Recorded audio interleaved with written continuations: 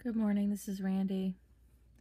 I was just reading a blog about a bunch of different women writing in, young and old, and saying that they are not attracted to the person that they're with. They're not attracted to their boyfriend. And they don't know what to do because he's such a really nice guy and really loves them. But they are repulsed by kissing the guy or having sex with him, and they avoid it. And everything else, as far as the compatibility in terms of day to day, is good. So these women are tormented by, and they feel guilty for not feeling attracted to this nice man who wants to buy them gifts and act responsible and be everything that they would like a man to be, except they don't feel any sexual attraction to them, and there's numbers and numbers and numbers of them.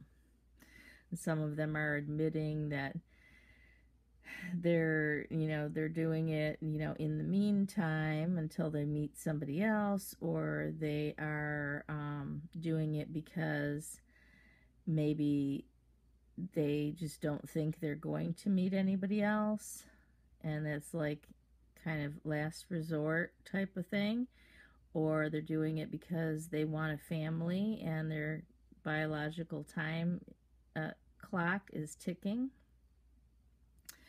So it's real interesting that there's these a bunch of women, and I just really wonder how many it is, because guys always end up saying, even after they're married, that their wife doesn't want to have sex anymore.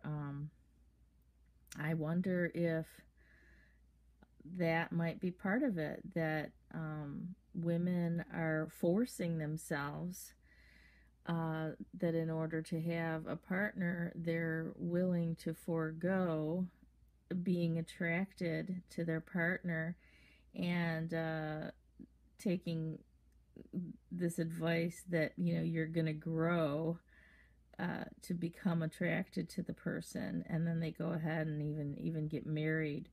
And some of them have been in like relationships for months and even years, and they're trying to figure out, they're in a pickle now because they're trying to figure out like how to even break off this relationship, because they're feeling guilty that people are going to call them shallow, or even guilty that they are shallow for wanting to be attracted to their mate. And so my theory is that yes, you do need to be attracted to your mate at first, and sometimes when you get older, there aren't a whole lot of attractive people in your age group.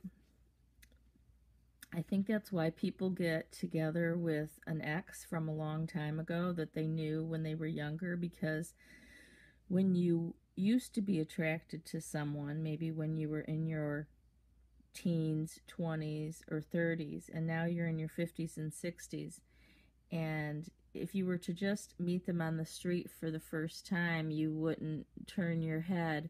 But since you knew them when they were young, and you have been attracted to them at least at some earlier point, it's easier to bridge that gap. And I'm calling it bridge the gap because it's like, even though they are not attractive to you anymore, you bridge that gap.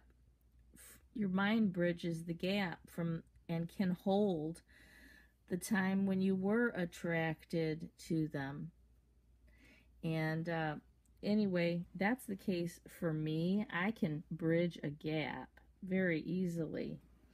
But to meet a man right from jump that I'm not attracted to, and then try to force myself to try to convince myself that this person, is really good, all except for the attraction, and somehow I'm going to force myself to kiss him or, to have sex with him. And then, it's not only one time you'd have to force yourself, but you have to keep forcing yourself.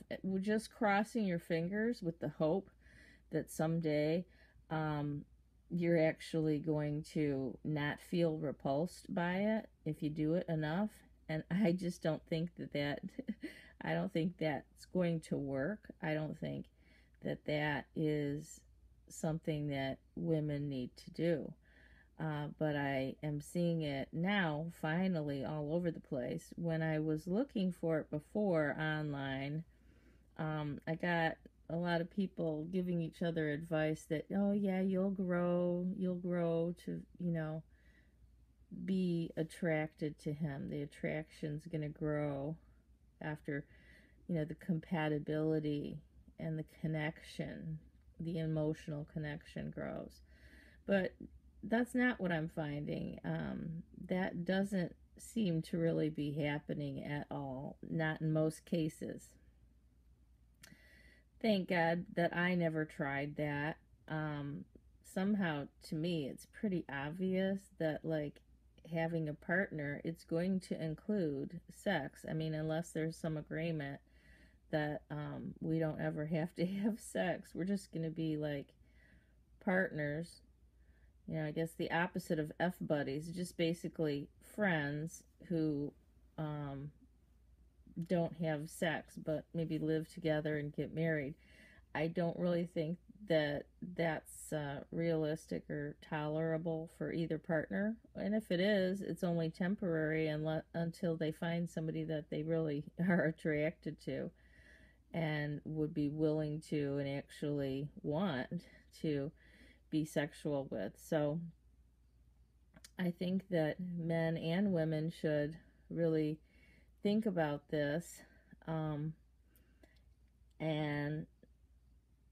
my theory is that, in the 50s, 60s, 70s, that the reason why maybe you have met a partner younger and then, you both grow older and both partners are probably able to bridge that gap. That attraction kind of still comes through because you remember an earlier time when the physical attraction is strong.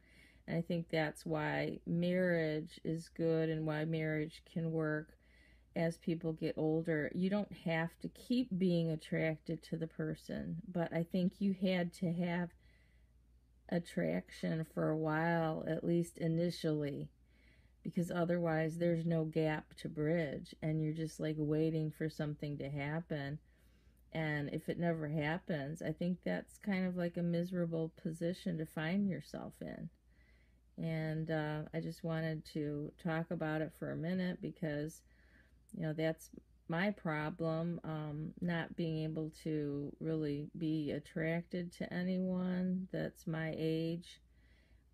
However, when I have seen old boyfriends that are my age that I was very attracted to at an earlier point in time, oh wow, bridging that gap is like so easy. In fact, when my eyes look at them, I see them as how I saw them initially when I was attracted to them, and that doesn't fade.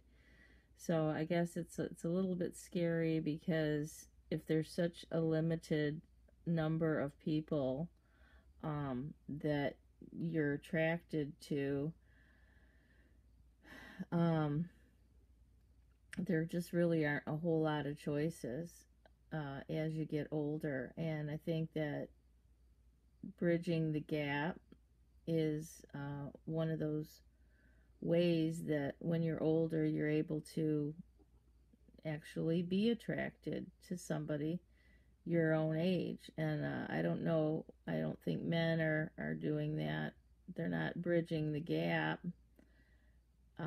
maybe with their wives, and they're thinking, just, oh, I'm not attracted to her the way it is today, and they're not able to carry that through from the younger days, and still keep that feeling that they had at some point. um, I don't think men really date and get into long-term relationships for very long with women that they just aren't attracted to, period. But it seems like women do it a lot, and society's kind of telling them that it's okay. But I'm just here to tell you they're being tormented in their mind, and they want to leave the relationship and they just don't know how to do it. So, all right, thanks for listening.